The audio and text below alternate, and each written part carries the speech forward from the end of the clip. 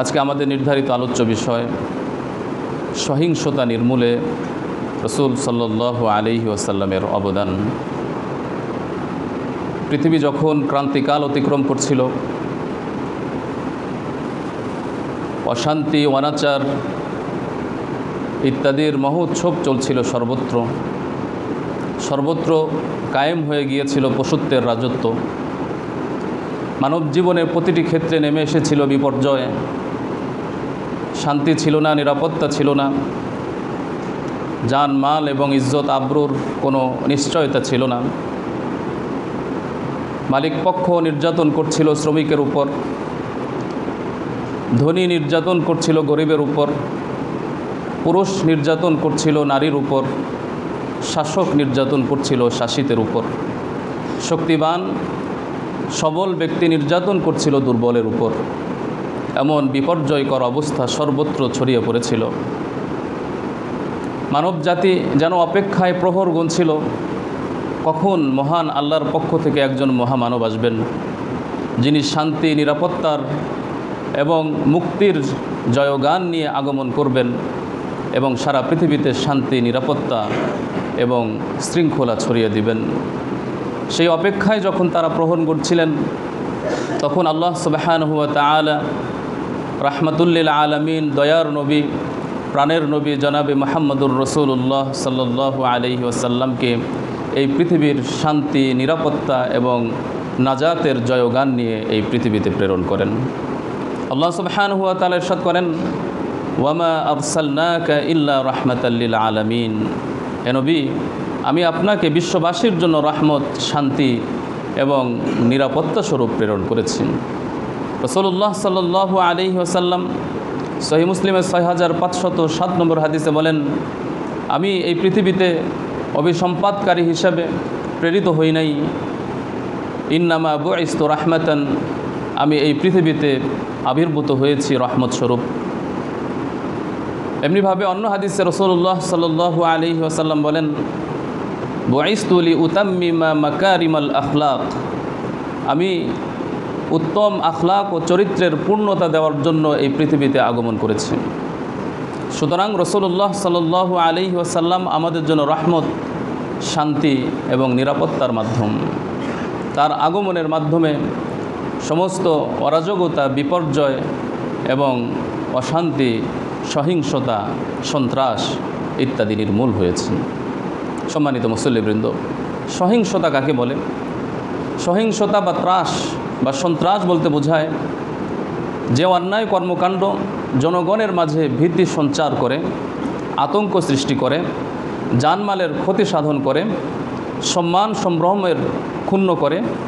ইসলামের দৃষ্টিতে এই সকল কর্মকাণ্ডকে সহিংসতা, ত্রাস বা সন্ত্রাস হিসাবে আখ্যায়িত করা হয়েছে। আল্লাহ সুবহানাহু ওয়া তাআলা কুরআনুল কারীমে এই ত্রাস বা সহিংসতা বোঝানোর ক্ষেত্রে ফাসাদ বা ফিতনা শব্দটি ব্যবহার করেছেন।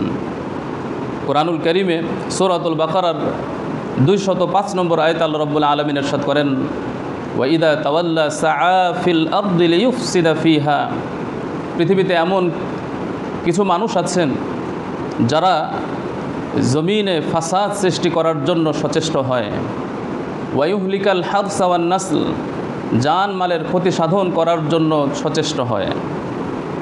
ওই সকল ব্যক্তিদেরকে আল্লাহ রাব্বুল আলামিন সতর্কবাণী, হুঁশিয়ারি করে বলেন, আল্লাহু লা ইউহিব্বুল ফাসাদ, যারাই ফাসাদ সৃষ্টি করে, বিশৃঙ্খলা, সহিংসতা অথবা ত্রাস সৃষ্টি করে, এই সকল বিশৃঙ্খলাকে আল্লাহ রাব্বুল আলামিন পছন্দ করেন না।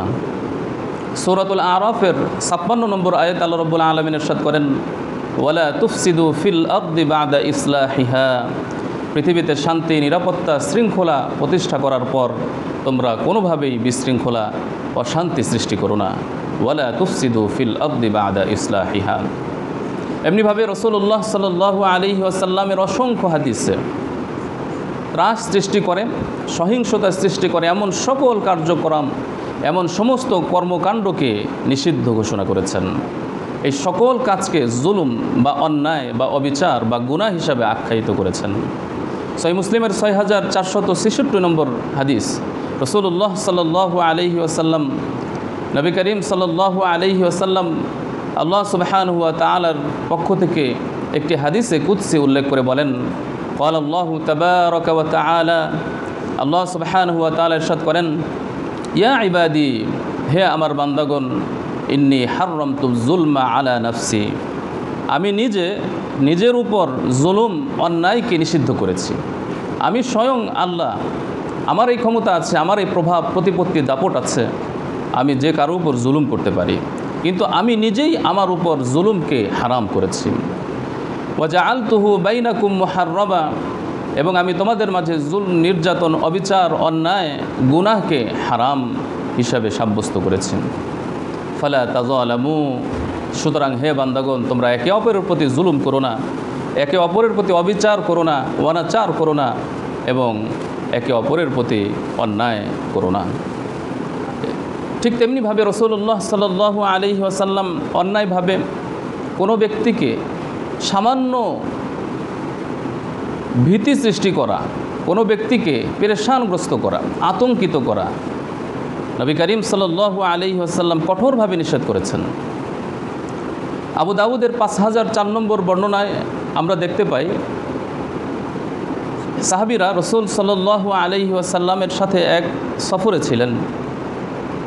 একজন সাহাবী সম্ভবত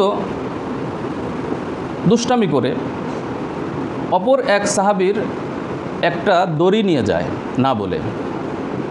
তো যখন নাকি ওই ব্যক্তি দেখলো যে আমার দড়ি হারিয়ে গিয়েছে, তখন সে পেরেশানগ্রস্ত, সে চিন্তিত, আতঙ্কিত এবং ভয়ে ভীত হয়ে গেল।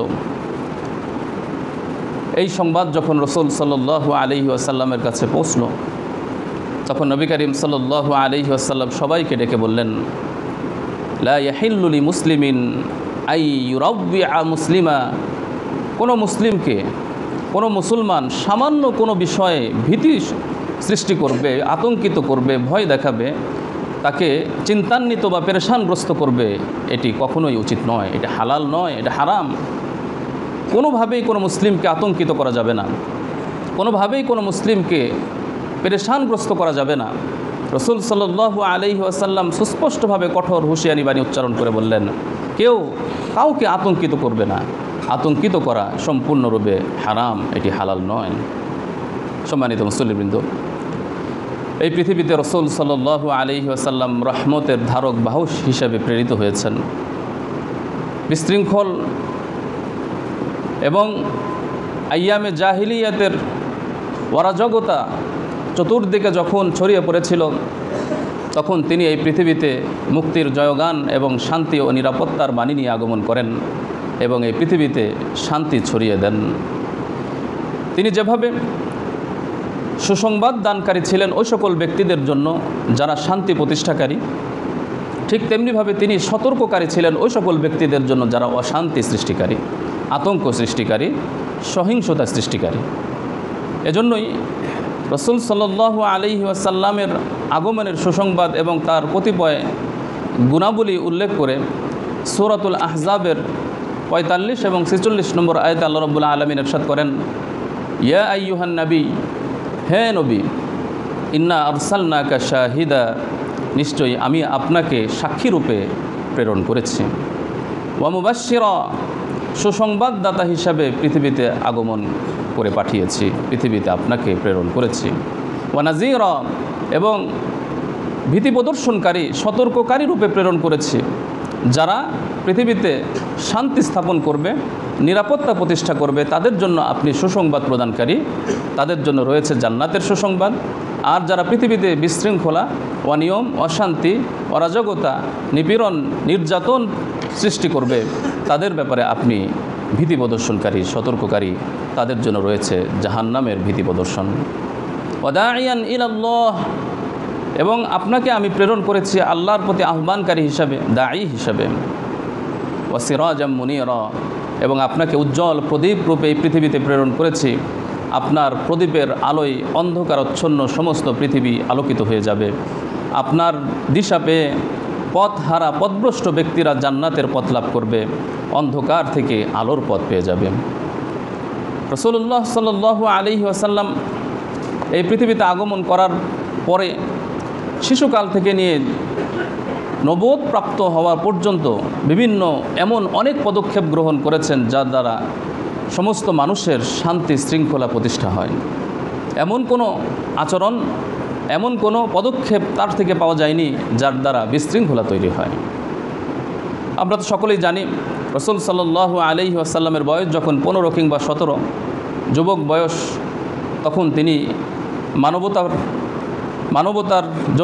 মানবতার কল্যাণের জন্য হিলফুল ফুজুল নামক একটি সমাজ সেবামূলক স্বেচ্ছাসেবী সংস্থা প্রতিষ্ঠা করেন এবং এই প্রতিষ্ঠানের উল্লেখযোগ্য সক্রিয় নিষ্ঠাবান একজন সদস্য হিসেবে তিনি নিযুক্ত থাকেন। রাসূল সাল্লাল্লাহু আলাইহি ওয়াসাল্লাম যুবক বয়সে যখন দেখতে পেলেন যে সারা চতুর্দিকে সব জায়গায় সারা পৃথিবীতে বিশৃঙ্খলা, মারামারি, হানাহানি, কাটাকাটি, কেউ কারো কোনো অধিকার রক্ষা করছে না, সকলেই অধিকার ক্ষুণ্ণ করছে, তখন তিনি পদক্ষেপ গ্রহণ করলেন যে এমন একটি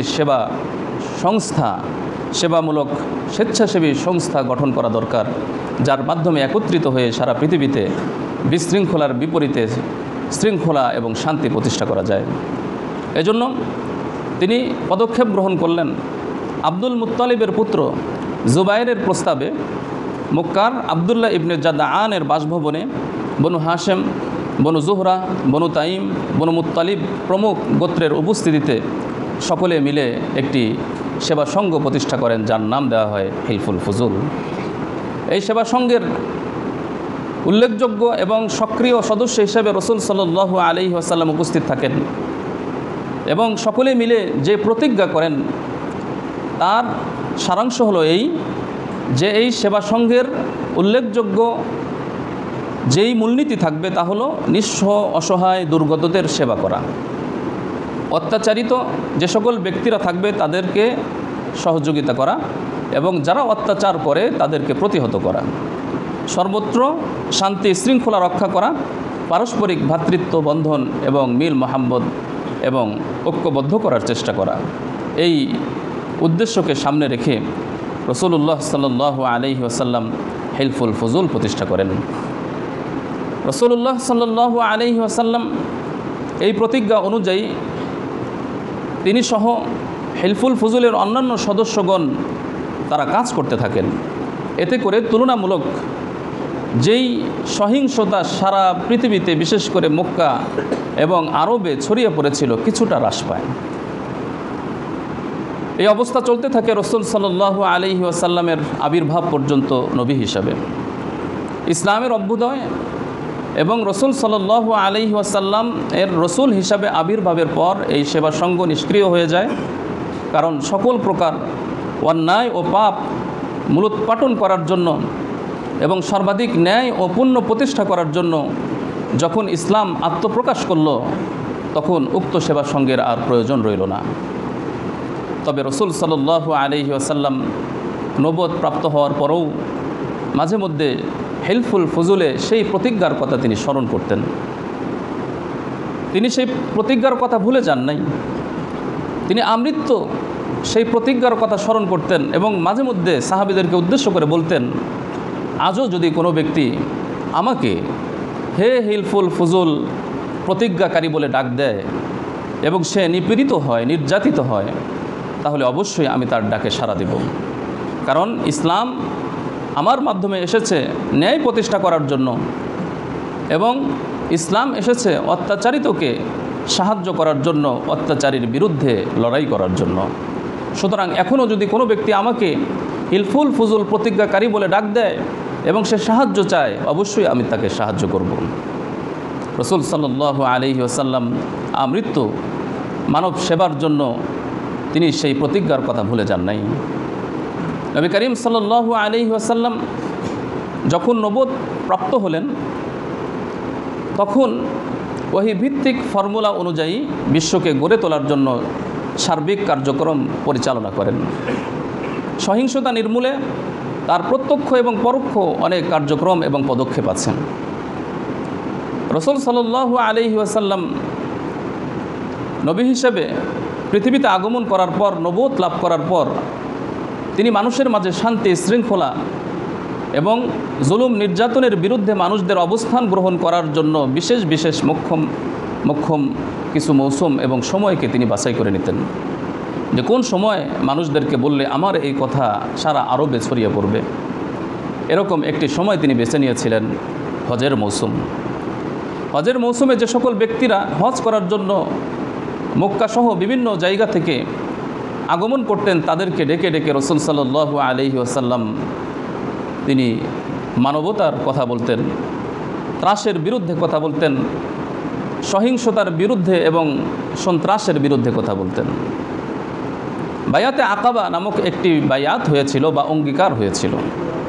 নবুয়তের 12তম বৎসরে হজ উপলক্ষে মক্কায় কতিপয় ব্যক্তি আগমন করেছিলেন। তারা সকলে মিলে আকাবা নামক স্থানে রাসূল সাল্লাল্লাহু আলাইহি ওয়াসাল্লামের কাছে বায়াত বা অঙ্গীকার গ্রহণ করেন। সেখানে রাসূল সাল্লাল্লাহু আলাইহি ওয়াসাল্লাম তাদেরকে যেই উপদেশ দিয়েছিলেন, সেই উপদেশ বাণী এখনও হাদিস গ্রন্থে সহিহ বুখারী 3892 নম্বর বর্ণনায় লিপিবদ্ধ আছে। সেই বায়াতে উপস্থিত অন্যতম একজন সদস্য ছিলেন, যার নাম উবাদা ইবনে সামিত রাদিয়াল্লাহু তাআলা আনহু। উবাদা ইবনে সামিত রাদিয়াল্লাহু তাআলা আনহু বর্ণনা করেন এই হাদিসে, আমরা সেই বায়াতে উপস্থিত ছিলাম। নবী করিম সাল্লাল্লাহু আলাইহি ওয়াসাল্লাম আমাদেরকে যেই উপদেশ এবং যেই ওয়াদা আমাদের থেকে গ্রহণ করেছেন তা ছিল এই, নবী ঘোষণা করলেন, তাআলাউ, তোমরা আসো, বায়াউনি, আমার কাছে এই মর্মে বায়াত বা অঙ্গীকারাবদ্ধ হও, আলা আল্লাহ তুশরিকু বিল্লাহি শাইআ, আল্লাহর সাথে শিরক করবে না, আল্লাহর সাথে কুফরি করবে না, ওয়ালা তাসরাকু, চুরি চামারি করবে না, ডাকাতি করবে না, ওয়ালা তাজনু, জিনা ব্যভিচার করবে না, অশ্লীলতা বেহায়াপনা করবে না, ওয়ালা তাকতুলু আওলাদাকুম, এবং নিজেদের সন্তানকে দারিদ্রতার ভয়ে হত্যা করবে না, ওয়ালা তাতু বিবুহতান, একে অপরের বিরুদ্ধে শত্রুতাবশত একে অপরের বিরুদ্ধে অভিযোগ মিথ্যা অপবাদ দিবে না, ওয়ালা তাসুনি ফি মারুফ, এবং আমি যে সকল ভালো কাজের নির্দেশ দেই সেই ভালো কাজের বিরুদ্ধাচারণ এবং সেই ভালো কাজকে লঙ্ঘন করবে না। ফামান ওয়াফা মিনকুম, সুতরাং তোমাদের মধ্যে যে ব্যক্তি এই অঙ্গীকারকে, এই ওয়াদাকে রক্ষা করবে, পূর্ণ করবে, ফাজরুহু আলাল্লাহ, তার প্রতিদান আল্লাহর কাছে রয়েছে। ওমান আসাবা মিন যালিকা শাইআ, আর যে ব্যক্তি এর কোনো একটি কাজ করে ফেলবে, এই সকল কাজ থেকে বিরত থাকবে না, ফাউকিবা বিহি ফিদ দুনিয়া, আল্লাহ তাআলা চাইলে দুনিয়াতেই তাকে শাস্তি দিবেন, ফাহুয়া কাফফারাতুন লাহ, সুতরাং দুনিয়ার শাস্তি পরকালের শাস্তির জন্য তার কাফফারা হিসাবে বিবেচিত হবে।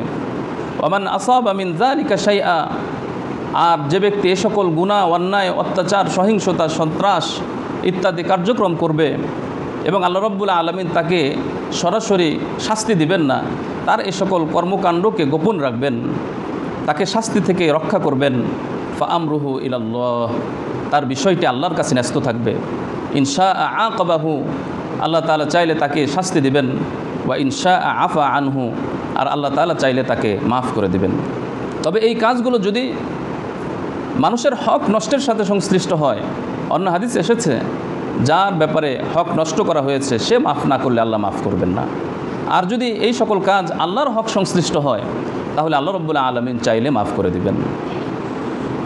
এই কথার উপর উপস্থিত ব্যক্তিবর্গ বায়াত গ্রহণ করেন এবং তারাও এই কথাগুলো সারা আরবে ছড়িয়ে দেওয়ার চেষ্টা করেন এবং এইভাবেই শান্তি, শৃঙ্খলা এবং চতুর্দিকে মুক্তির জয়গান ছড়িয়ে পড়ে। রাসূলুল্লাহ সাল্লাল্লাহু আলাইহি ওয়াসাল্লাম যখন মক্কার মুশরিকদের থেকে অত্যাচারিত হয়ে মদিনাতে গমন করলেন, মদিনাতে হিজরত করার পর মদিনা সনদ নামে একটি সনদ বা সংবিধান প্রতিষ্ঠা করেন। উদ্দেশ্য ছিল এই, মদিনার আশেপাশে যে সকল ইহুদি গোত্র, মুশরিক এবং অন্যান্য ব্যক্তিবর্গ আছে সকলে মিলে শান্তিতে নিরাপদে যেন বসবাস করা যায়। সামান্যতম কারণে আউস এবং খাজরাজের মতো যেন একজন আরেকজনের উপর, এক গোত্র আরেক গোত্রের উপর জুলুম, নির্যাতন, মারামারি, কাটাকাটি, হানাহানি করতে না পারে, এজন্য রাসূল সাল্লাল্লাহু আলাইহি ওয়াসাল্লাম মদিনা সনদের প্রণয়ন করেন। এই মদিনা সনদের 47টি ধারা ছিল, যার ধারাবাহিক বিবরণ ইতিহাস ও সিরাত ইত্যাদি বিভিন্ন গ্রন্থে পাওয়া যায়। এই সব কিছুকে উপস্থাপন করেছেন মদিনা ইসলামী বিশ্ববিদ্যালয়ের প্রফেসর ডক্টর জিয়া আল উমরি আল মুজতামা আল মাদানী এই কিতাবে তিনি এই সকল ধারাগুলোকে উল্লেখ করেছেন এবং প্রত্যেকটি ধারাকে সহিহ সূত্র হিসেবে প্রমাণিত বলে দাবি করেছেন। তো এখানে 47টি ধারা আছে। এর মধ্যে উল্লেখযোগ্য যে ধারাগুলো সহিংসতার বিরুদ্ধে শান্তি প্রতিষ্ঠার সাথে সম্পৃক্ত, তার মধ্যে অন্যতম হলো এই যে প্রত্যেক গোত্র এই মর্মে অঙ্গীকারবদ্ধ হয়েছিল যে একে অপরের প্রতি মারামারি করবে না, জুলুম নির্যাতন এবং কাটাকাটি করবে না। কোনো কারণে কোনো শত্রুপক্ষ যদি আমাদের উপর আক্রমণ করে এবং কাউকে হত্যা করে তাহলে তার কেসাস নেওয়ার চেষ্টা করা হবে। আর যদি কেসাস নেওয়ার সুযোগ না থাকে তাহলে অবশ্যই মুক্তিপণ হিসাবে বা দিয়ত হিসাবে নিহত ব্যক্তির পরিবারকে কিছু আর্থিক সহযোগিতা করা হবে। অন্যতম আরেকটি ধারা ছিল, যারা বাড়াবাড়ি করবে, জুলুম করবে এবং অত্যাচার করবে, এই সনদে যারা চুক্তিবদ্ধ হয়েছে সকলেই তার বিরোধিতা করবে। যদিও যারা বাড়াবাড়ি করছে, অন্যায় করছে, জুলুম করছে, তারা তার সন্তান হয়, আপনজন হয়, পিতা হয় অথবা অন্য যে কেউ হোক, তার বিরুদ্ধে অবস্থান গ্রহণ করতে হবে। আরেকটি ধারা ছিল, কোনো দুষ্কৃতির সাহায্য করা যাবে না। যে অরাজকতা, সহিংসতা এবং ত্রাসের রাজত্ব কায়েম করছে তার পক্ষে অবস্থান গ্রহণ করা যাবে না এবং তাকে সাহায্য করা যাবে না। ঠিক তেমনিভাবে কোনো বহির্শক্তি যদি মদিনাতে আক্রমণ করে তাহলে সকলে মিলে সহযোগিতা করে সেই শক্তির বিরুদ্ধে লড়াই করতে হবে। এভাবে রাসূল সাল্লাল্লাহু আলাইহি ওয়াসাল্লাম মদিনা সনদে উল্লেখযোগ্য কয়েকটি ধারার কথা উল্লেখ করেন। এই মদিনা সনদের মাধ্যমে আশেপাশে যে সকল ইহুদি গোত্র ছিল এবং মুশরিক এবং মুসলিমগণ সকলে শান্তিতে বসবাস করার সুযোগ লাভ করেন। যদিও কিছু সময়ের পর আবার ইহুদিদের পক্ষ থেকে বিভিন্ন সন্ত্রাসী কার্যক্রম শুরু হয়ে যায় এবং তাদের ব্যাপারে রাসূল সাল্লাল্লাহু আলাইহি ওয়াসাল্লাম কঠোর অবস্থান গ্রহণ করেন। এভাবেই মূলত রাসূল সাল্লাল্লাহু আলাইহি ওয়াসাল্লাম শান্তি প্রতিষ্ঠা করার চেষ্টা করেছেন। কখনো কখনো ক্ষমা উদারতার মাধ্যমে শান্তি প্রতিষ্ঠা করেছেন, কখনো কখনো সহিংসতা সৃষ্টিকারীর বিরুদ্ধে কঠোর অবস্থান এবং মৃত্যুদণ্ড কার্যকর এবং অভিযান প্রেরণ করার মাধ্যমে সন্ত্রাসী কার্যক্রমকে নির্মূল করেছেন। কারণ সমস্ত সহিংসতা একভাবে এক পদ্ধতিতে নির্মূল করা যায় না, কখনো নম্রতার সাথে, কখনো গরমের সাথে। এজন্যই রাসূল সাল্লাল্লাহু আলাইহি ওয়াসাল্লাম কখনো কঠোরতা অবলম্বন করেছেন। উরাইনা গোত্রের একটি ঘটনা সহিহ বুখারীর হাদিসে এসেছে। উরাইনা গোত্রের লোকেরা মদিনাতে আগমন করে তারা বলে যে আমরা মুসলমান হয়েছি। প্রকৃতপক্ষে তারা মুসলমান হয় নাই। তারা যখন মদিনা থেকে ফেরত যাচ্ছিল তখন আশপাশের গাছপালা, কিছু রাখাল, উট, গরু, ছাগল এগুলিকে হত্যা করে তারা বিশৃঙ্খলা তৈরি করে ত্রাস সৃষ্টি করে মদিনা থেকে চলে যাচ্ছিল। এই সংবাদ যখন রাসূল সাল্লাল্লাহু আলাইহি ওয়াসাল্লাম পান, তৎক্ষণাৎ একটি দল প্রেরণ করেন অভিযানে তাদেরকে ধরার জন্য এবং তাদেরকে কঠোর শাস্তি দেওয়ার জন্য। সাহাবীরা উরাইনা গোত্রের সেই লোকদেরকে আটক করে রাসূল সাল্লাল্লাহু আলাইহি ওয়াসাল্লামের নির্দেশে সেই গোত্রের লোকদেরকে হত্যা করা হয়। তাদের হাত পা কেটে দেওয়া হয়, গরম শলাকা দিয়ে তাদের চোখ ফুরিয়ে দেওয়া হয় এবং উত্তপ্ত গরম বালুর উপর তাদেরকে ছড়িয়ে রাখা হয়, ফেলে রাখা হয়। তারা মৃত্যুর সময় পানি চাচ্ছিল, পানি দেওয়া হয় নাই। এভাবে কঠোরভাবে তাদেরকে দমন করা হয় এবং মৃত্যুদণ্ড কার্যকর করা হয়। এই কঠোর নীতি রাসূল সাল্লাল্লাহু আলাইহি ওয়াসাল্লাম এই জন্য অবলম্বন করেছিলেন যেন আর কেউ কোনো নিরপরাধ ব্যক্তিকে হত্যা না করতে পারে, অবলাশ পশুদেরকে কেউ যেন হত্যা না করতে পারে। এজন্য রাসূল সাল্লাল্লাহু আলাইহি ওয়াসাল্লাম এই কঠোর পদক্ষেপ গ্রহণ করেছিলেন। আর তাছাড়া তারা যে সকল রাখালদেরকে হত্যা করেছিল তারাও হাত পা কেটে দিয়েছিল, চোখ ফুরে দিয়েছিল। এজন্য রাসূল সাল্লাল্লাহু আলাইহি ওয়াসাল্লাম কেসাস স্বরূপ তাদের সাথে সেই সমান আচরণ করেছেন, যেন উজ্জ্বল দৃষ্টান্ত হিসেবে রয়ে যায়। পৃথিবীর কিয়ামত পর্যন্ত আগত মানুষ এ থেকে শিক্ষা গ্রহণ করে যে অন্যায়ভাবে কাউকে জুলুম নির্যাতন করে হত্যা করা যাবে না, জানমালের ক্ষতি সাধন করা যাবে না। বনু নজিরের ঘটনা, রাসূল সাল্লাল্লাহু আলাইহি ওয়াসাল্লামের সাথে মদিনা সনদের মাধ্যমে তাদের সাথে চুক্তি ছিল যে একে অপরের সাথে তারা মিলেমিশে থাকবে, একে অপরের বিরুদ্ধে শত্রুতা করবে না। কিন্তু রাসূল সাল্লাল্লাহু আলাইহি ওয়াসাল্লাম বনু নজির গোত্রের মধ্যে যখন উপস্থিত হলেন তখন তারা ষড়যন্ত্র করলো যে এই মোক্ষম সুযোগ যে এখনই যদি আমরা রসুলকে হত্যা করতে পারি তাহলে আমাদের উপর থেকে এই বোঝা দূর হয়ে যাবে। তখন একজন ব্যক্তি ছাদের উপর উঠে যায়, পাথর নিক্ষেপ করে রসুল সাল্লাল্লাহু আলাইহি ওয়াসাল্লামকে হত্যার ষড়যন্ত্র করে। আল্লাহ রাব্বুল আলামিন ওহী নাজিল করেন, তিনি তৎক্ষণাৎ সেখান থেকে চলে আসেন। তারা যেহেতু চুক্তি ভঙ্গ করেছে, এই কারণে বনু নজিরকে রসুল সাল্লাল্লাহু আলাইহি ওয়াসাল্লাম দেশান্তর করেছেন। কখনো উৎখাতের মাধ্যমে সহিংসতা এবং কখনো বা মৃত্যুদণ্ড কার্যকরের মাধ্যমে ত্রাস বা সন্ত্রাসকে মূলোৎপাটন করেছেন। এমনিভাবে রসুল সাল্লাল্লাহু আলাইহি ওয়াসাল্লাম বদর, উহুদ সহ বিভিন্ন অভিযান এবং জিহাদ করেছেন, কারণ কখনো কখনো কঠোরতা প্রয়োজন। এই কঠোরতার মাধ্যমে, জিহাদের মাধ্যমে, অভিযান প্রেরণ করার মাধ্যমে সন্ত্রাসী কার্যক্রমকে রসুল সাল্লাল্লাহু আলাইহি ওয়াসাল্লাম নির্মূল করেছেন। আবার রসুল সাল্লাল্লাহু আলাইহি ওয়াসাল্লাম কখনো উদারতা, ক্ষমার মাধ্যমেও সন্ত্রাসী কার্যক্রমকে নির্মূল করার চেষ্টা করেছেন। আমরা তায়েফের ঘটনা জানি, যে সকল ছেলেরা, দুষ্ট বালকরা রসুল সাল্লাল্লাহু আলাইহি ওয়াসাল্লামকে পাথর নিক্ষেপ করে রক্তে রঞ্জিত করেছিল, ফেরেশতা আগমন করে অনুমতি চাচ্ছিলেন যে আপনি আমাকে অনুমতি দেন, এই তায়েফ নগরীকে আমি ধূলিসাৎ করে দিব। রসুল সাল্লাল্লাহু আলাইহি ওয়াসাল্লাম তিনি উদারতা এবং ক্ষমা প্রদর্শন করেছেন, যে না, এদের মধ্যে থেকে পরবর্তী প্রজন্ম এমন আসবে, আমি চাই যে তারা আল্লাহর প্রতি ঈমানদার হবে, তারা শিরিক করবে না, কুফর করবে না। ঠিক তেমনিভাবে রসুল সাল্লাল্লাহু আলাইহি ওয়াসাল্লামকে হত্যা করার জন্য এক ইহুদি মহিলা খাদ্যে বিষ মিশ্রণ করে তাকে হত্যা করার চেষ্টা করেছিল। রসুল সাল্লাল্লাহু আলাইহি ওয়াসাল্লাম তাকে ধরেছিলেন, কিন্তু তাকে হত্যা করেন নাই। জাদুটোনার মাধ্যমে রসুল সাল্লাল্লাহু আলাইহি ওয়াসাল্লাম প্রায় 6 মাস পর্যন্ত তিনি অসুস্থ ছিলেন। জাদুটোনার মাধ্যমে তাকে ক্ষতিগ্রস্ত করার চেষ্টা করা হয়েছিল। রসুল সাল্লাল্লাহু আলাইহি ওয়াসাল্লাম তাদের থেকে ক্ষমা করেছেন এবং তাদেরকে মাফ করে দিয়েছেন, তাদের থেকে প্রতিশোধ গ্রহণ করেন নাই।